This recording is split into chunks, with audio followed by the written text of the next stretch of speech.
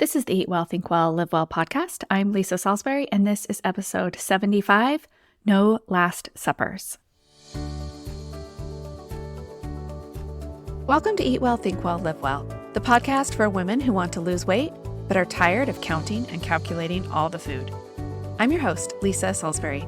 I'm a certified health and weight loss coach and life coach, and most importantly, a recovered chronic dieter. I'll teach you to figure out why you are eating when you aren't hungry instead of worrying so much about what you are eating. Merry Christmas and Happy New Year. I hope you had a lovely holiday with your family and that you are enjoying this week as a sort of off week in between the two holidays, depending on what you celebrate. Last year, the episode that was right before Christmas, I shared one of my favorite Christmas traditions that I do with my kids, and that is the way I label their gifts under the tree. I'm recording this episode before Christmas, so I have no idea how this year's code is going to work out, but I haven't put proper names on my kids' gifts under the tree for like 10 years now. I always use some sort of code. You can go back and listen to the beginning of episode 22 to hear some of the random things I've done, from number codes to things about their birthdays, Scrabble tiles. Last year I did a BuzzFeed quiz, but this year I convinced them I just didn't have time to come up with one.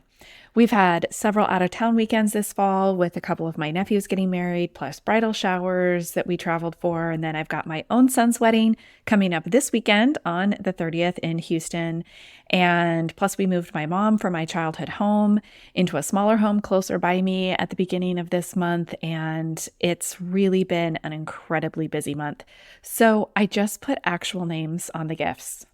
But here's the catch.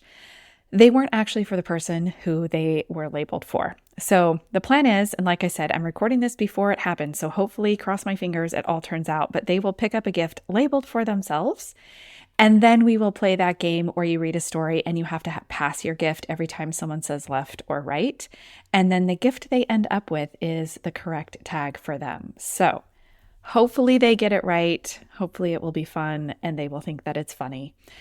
But that's always the goal, that they think it's fun and funny.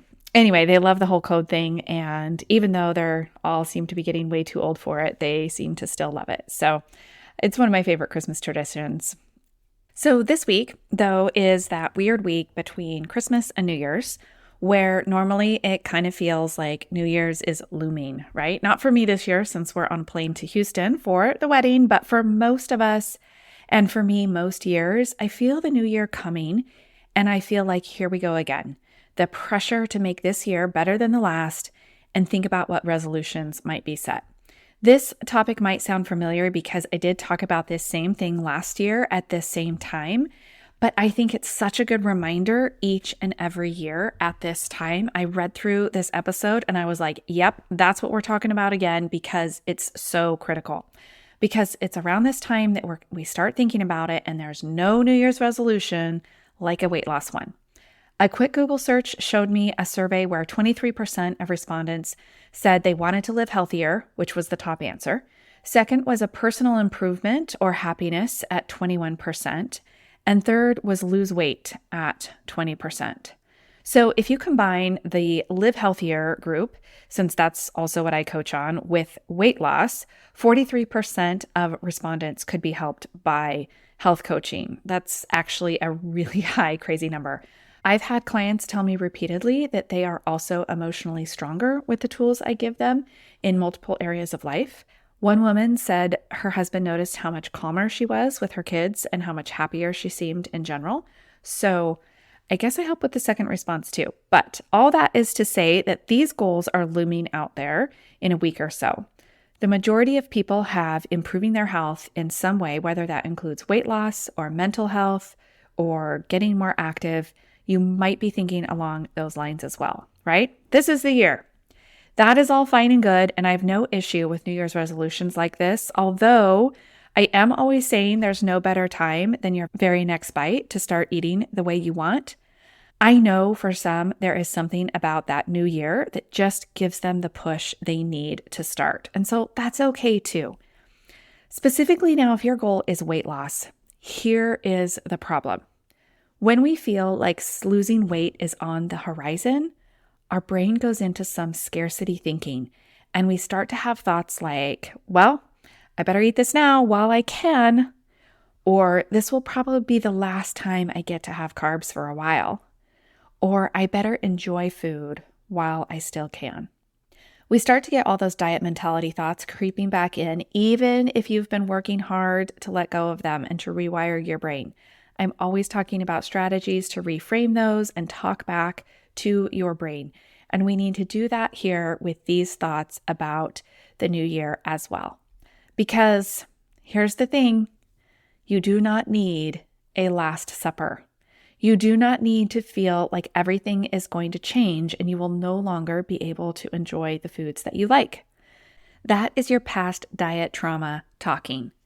Of course, you think that you better eat this now while you can because you've never been on a diet before where stuff wasn't off limits.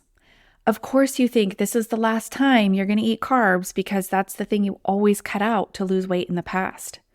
Of course, you think you better enjoy food while you can because everyone knows diet food doesn't taste good, right? You know you're going to feel terrible and have some sort of sugar withdrawal symptoms. All this is just, again, that past diet mentality, past diet trauma even talking. And it makes sense, right? Because if misery is coming, we need to live it up now. This is a learned behavior and it comes up time and time again for chronic dieters, or even just those who are constantly thinking you should do something about this weight. Because I've talked to some listeners who tell me they haven't so much as tried tons of different diets like I have, or using all the crazy diet apps to calculate their food like I have, but they just are constantly thinking, I should lose this weight. My clothes don't fit. I should do something. And it's just taking up a lot of brain space. And that kind of thing also sounds to your brain like misery is coming. And so we tend to eat all the things this week. That's when I found it to be troublesome for me in the past, was that week between Christmas and New Year's, because the fun of Christmas was over, the gifts were opened, and I was just left with the drudgery of returning and exchanging all the clothes that didn't fit the kids, put away the decorations, and then the diet was coming. And my former dieting self would overeat and overeat that week. And I don't want this to happen to you. So first thing, hear me say again, there is no need for a Last Supper, okay? Because the good news is that you do not need to completely give up your favorite foods. I still eat pizza, pasta, desserts. I incorporate all the fruit that I want. I eat sandwiches and cereal. What I don't do the majority of the time, and what I teach you to do, is to not overeat it. I heard Peter Attia say, when we are in the over-nourished camp, we have to reduce the intake. And I thought that was such a good way to put it. I generally use the phrase overeating, but a lot of folks feel like they aren't overeating per se because they assume I mean like binging, like excessive binge eating or taking full platefuls and then having seconds. But just thinking about being overnourished could also mean you are getting too much of a good thing. You can overeat a nutritious dinner because if you are feeling full instead of just eating to enough, you are likely overnourished or overeating. And that's what we are tackling with my program, with the concepts I'm teaching you here on the podcast and all of the things that I teach. You don't have to have a Last Supper because you aren't going to stop eating the foods you love. You are just going to stop eating them in the amounts that your body doesn't love. If you think about how your body actually feels when you overeat, it's not great. You feel like your clothes are tight on the waist and maybe some cramping or just plain old pain. You feel full and heaviness in your body and you don't feel like you can move around or go for a walk. Incidentally, that's a good measure of full versus enough. So full on the hunger scale is getting into the 5, 6, 7 range, and enough is what we're aiming for, which is just +3. If you eat just to enough, or what I call a +3 on the hunger scale, you would be able to go for a short walk afterwards. If you're too full to walk your dog in the neighborhood for 15 or 20 minutes, you're overnourished. I've got whole episodes on the hunger scale. I revisited this topic in my Back to Basics series in October, so be sure you've listened to that. But briefly, this is the tool we use to make sure we are hungry before we eat and that we are getting to just enough at our meals and then stopping. When you come from the overnourished camp and then go to eating this way, where we wait for hunger to tell us it's time to eat, and then eat just to satisfied, you will lose weight. It's honestly as simple as that. We really can use our bodies to help us know how much food to eat. I'm not telling you need to learn about the hunger scale and implement it starting on Christmas Day, but I am telling you there is no need to entertain thoughts of scarcity about this being the last time you will be eating good food. I want you to eat good food that you like year-round.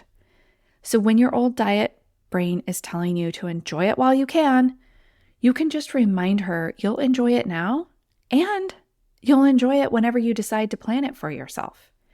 New Year's is a great time to set some intentions for the year, and if losing weight or achieving a healthier lifestyle is top of your list as well, I'm all for it, and I know I can help you with that. But please don't use that as an excuse for this week to overindulge. Eat the foods that you want to eat, but just pay attention to your body and what she wants as well, and tell your brain there's no need for the panic. I am currently filling my January calendar, and I have space for one more one-on-one client. Schedule a free coaching session with me for the week after I get back from this wedding, and we can discuss your goals, where you currently are, and if coaching is a perfect fit for you. Link to my calendar is in the show notes. As always, thanks for listening to the Eat Well, Think Well, Live Well podcast, and Happy New Year.